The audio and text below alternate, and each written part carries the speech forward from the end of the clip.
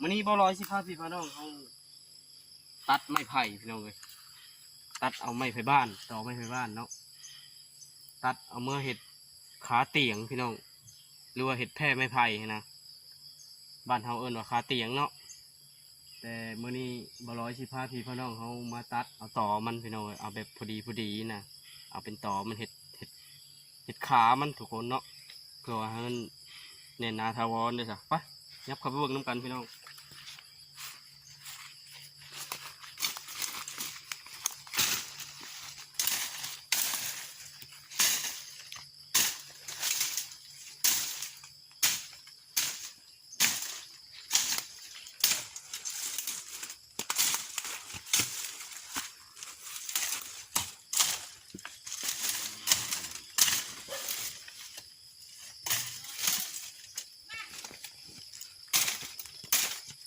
นี่พี่น้องเลยสิตัดเอาต่อไปนี่แล้วก็แบบนี้พี่น้องเห็ดขาเตียงมันจังแข็งแน่เนาะมันจังแน่นแน่นะหัวมันใหญ่เลยเตียงมันจะได้ขึ้นนั่งหลายคนเนาะมันต้องเอาใหญ่แน่เพื่อให้มันทำน้ำหนักหลายคนเลยใช่เนาะการเอาน้อยหลายมันก็ทำน้ำหนักหลายคนบ่ได้พี่น้องเนาะว่ามันสิเป็นอะไรพี่น้องเลยรอติดตามชมนำกันเนาะหลังจากเขาตัดมาจากกอแล้วพี่น้องเขาก็มาตัดมันพอดีเนาะให้มันพอดีกับขาเตียงนะตามที่เขาจะได้แล้วเนาะเขาก็เอาไม้ที่เขาแทกมาที่เขาอันนั้นเขาจะได้สูงขึ้นได้นะเขาได้ต่ำได้สูงขึ้นได้เขาก็แทกเอาเนาะจากนั้นบอลอยก็มาตัดทุกคนเลยตัดเห็ดขามันแบบนี้เนาะบอลอยบ่มักสูงไปได้นี่พี่น้องเอาไปพอดีเนาะเบาสูงไปได้ก็ได้ทำผ่าตัดพี่น้องเลยหลังจากเขาตัดเสามันแล้วพี่น้องเสาเตียงแล้วเนาะแล้วบัดนี้บร้อยชิพาพี่พ่อน้องเขาตัดไม้ข่างมันพี่น้องเลยเสามันหันเอาเป็นไม้ไผ่บ้านทุกคนเลยและบัดนี้ขางมันเนาะกับอันปูนะพี่น้องอันปูที่เขาขึ้นไปนั่งกันเอามาเชิงไผ่เนาะตอนนี้บร้อยชิพาพี่พ่อน้องเขามาตัดมาเชิงไผ่เมื่อเห็ดขางแล้วก็เห็ดอันปูอันพร้อมพี่น้องเลยไปตามมา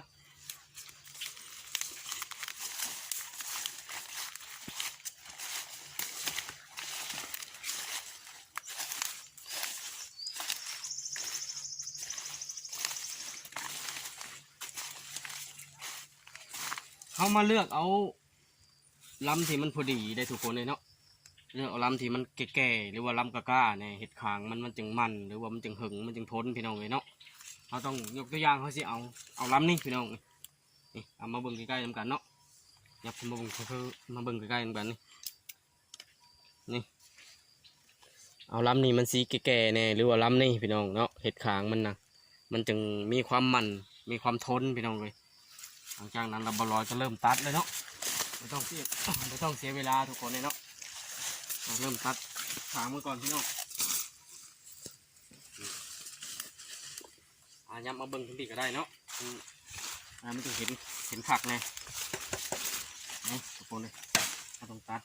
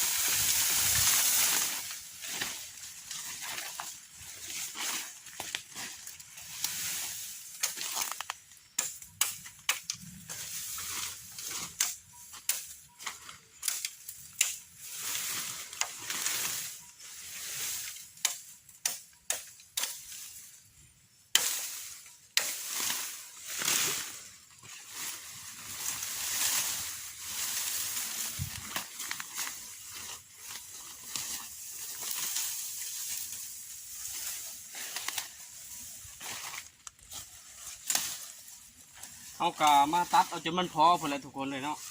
กะว่ามันพอแล้วเขาก็จะยาเนาะ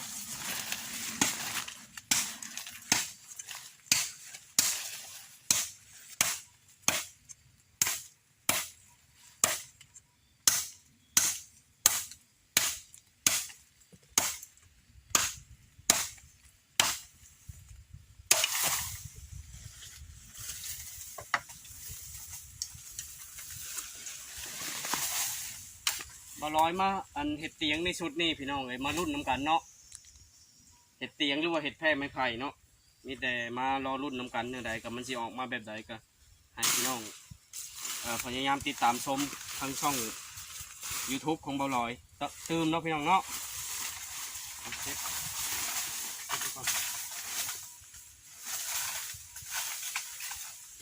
พัดเดี๋ยวว่าเป็นแล้วว่า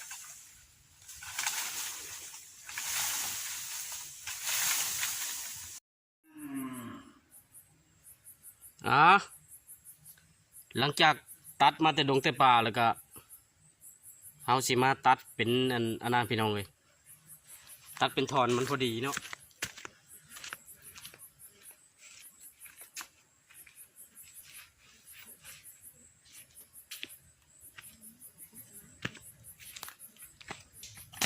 เอามาตัดเป็นทอนให้พอดีทุกคนเลย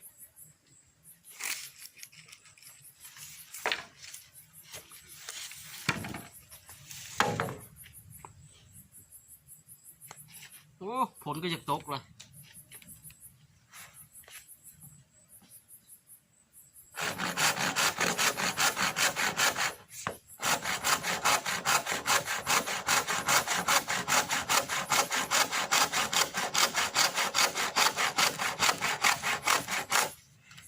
ตัวนี้ตัดเห็ดขางมาเลยพี่น้อง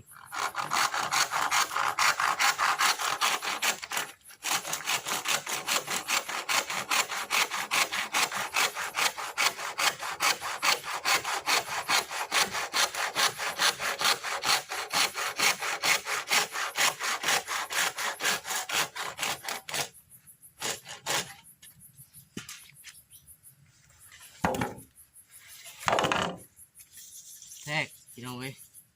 เพราะว่าเขาแทกมาแล้วเลยเนาะขางมันจะเขาจะได้ชันได้ยาวแล้วก็แทกเอา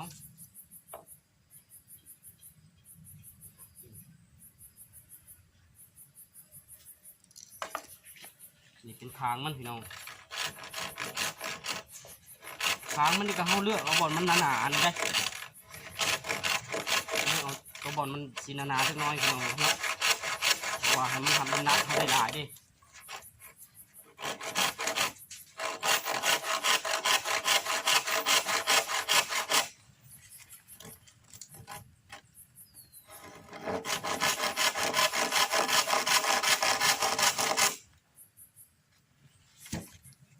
ชี้คึมๆบ่ได้บ่หนึ่งทุกคนเลยวันนี้เนาะจะตกทุกคนจะตกอย่างเนาะ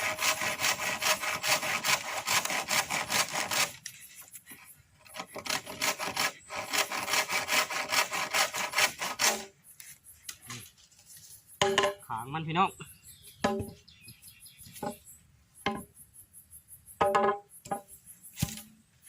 เราต้องเลือกตัวมันใหญ่ๆเนี่ยเนาะตัวนี้ติดขางกลางมันได้เนาะขางกลางมันก่อนพี่น้องเลยพอมันได้ใส่3ขางเนาะขางมันนะ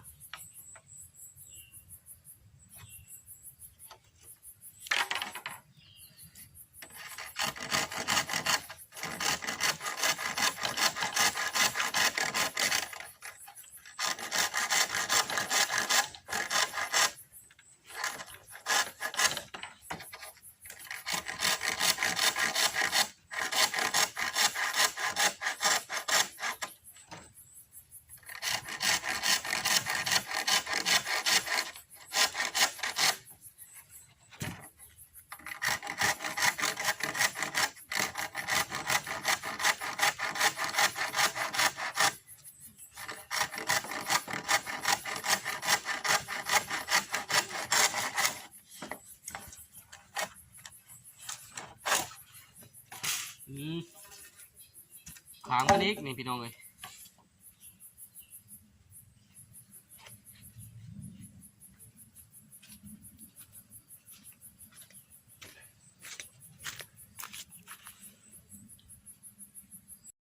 ลังจากเขาตัดเป็นทอนแล้วพี่น้องเอามาจากป่าจากดงแล้วเนาะเขาตัดเป็นทอนแล้วเขา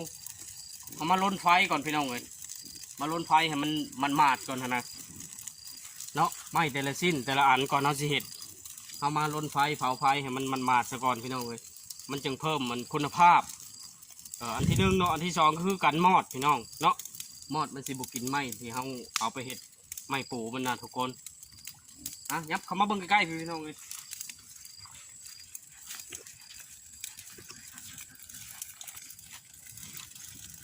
เอามาลนไฟเผาไฟซะก่อน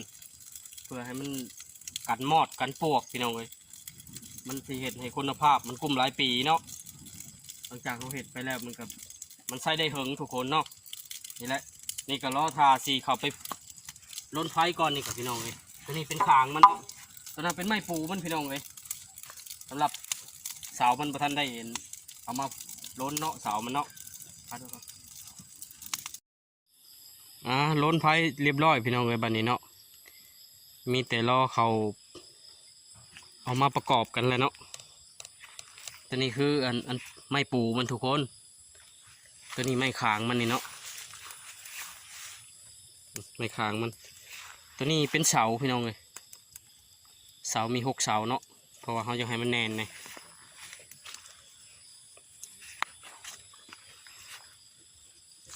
หลังจากเขาล้นไฟกองกันแล้วมัดพี่น้องเลยแล้วเขาก็มาซีขามันก่อนเนาะนี่เบิ่งน้ำกันเนาะทำมาผุน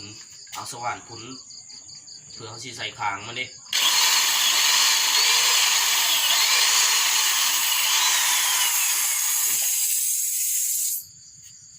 มันก็สีชอดนะนี่พี่น้องหลังจากนั้นเราเอาขางมันชกเข้าไปเนาะ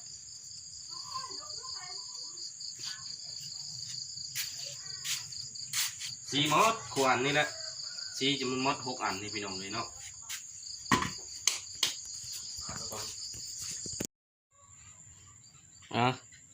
หลังจากเราพุนแล้วพี่น้องเลย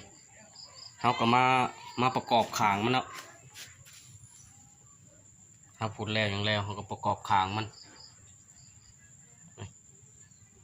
ก็ประกอบแล้วคู่หนึ่งเนาะ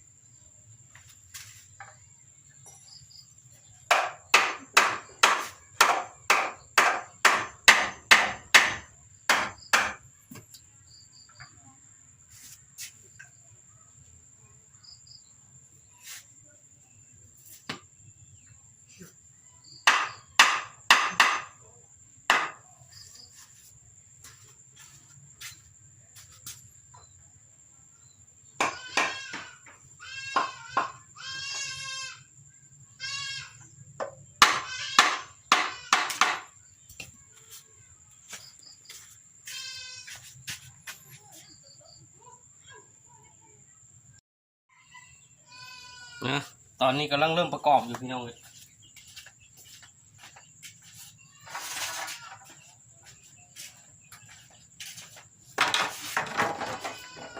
อะไรก็รอติดตามเบิ่งติดตามชมนุ่มกันเนาะตอนมันสิงามสำหรับพี่น้องเนาะ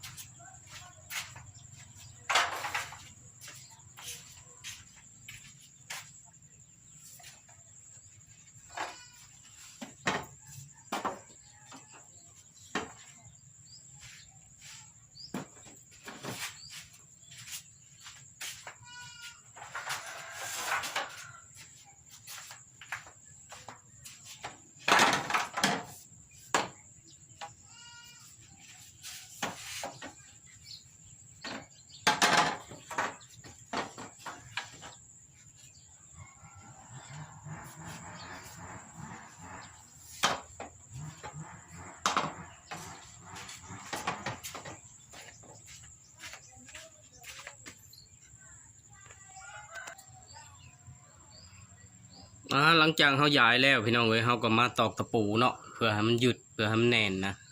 เขาตอกตะปูลงใส่ขางมันนี่แหละเนาะเบิ่งน้ำกันเด้อพี่น้องเด้อ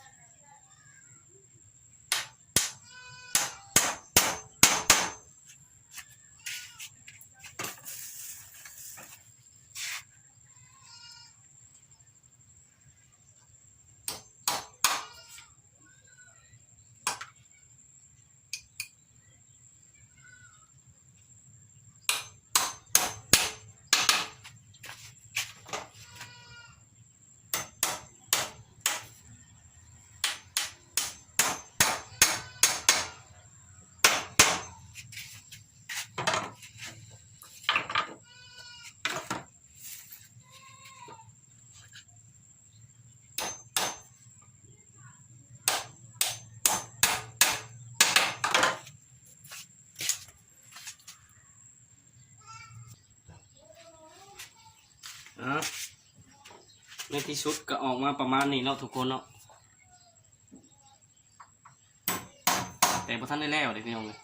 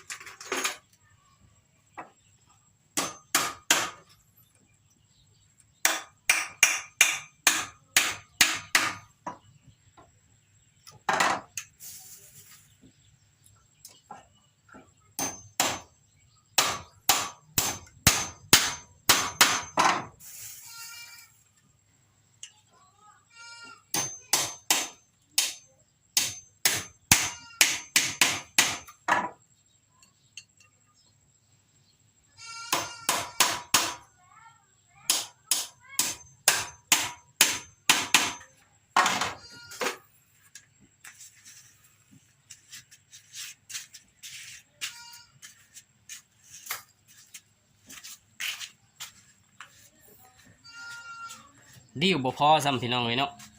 เดี๋ยวบ่ลอยสิหาตัดมาใส่ใหม่อีกมันก็สิออกมาประมาณนี้เนาะทุกคนเนาะอันนี้เขายังบ่ทันได้เอาหน่อไม้มันก็ออกสีดำๆแน่ทุกคนเนาะเพราะว่าเขาหาพลายหายังมาเสร็จให้มันสะอาดแล้วเขาจึงพากันนำไส้เนาะนี่แหละพี่น้องเลยเตียงไม้ไผ่ที่บ่ลอยเห็ดออกมาก็อยู่ประมาณนี้แหละเนาะ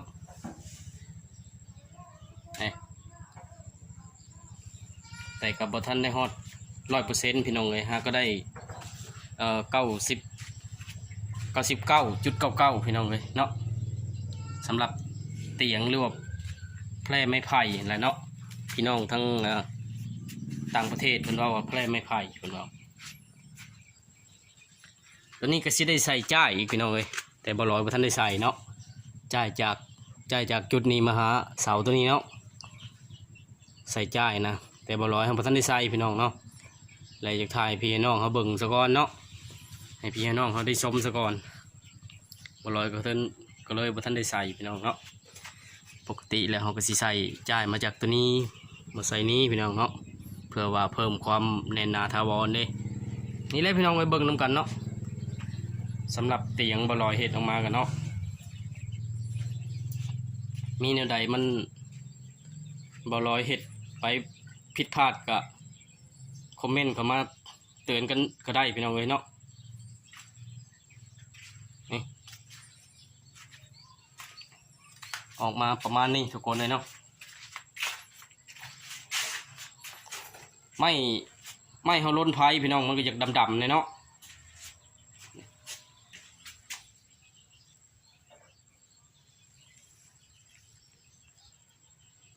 นี่พี่น้องมันก็อยากออกสีดำๆแน่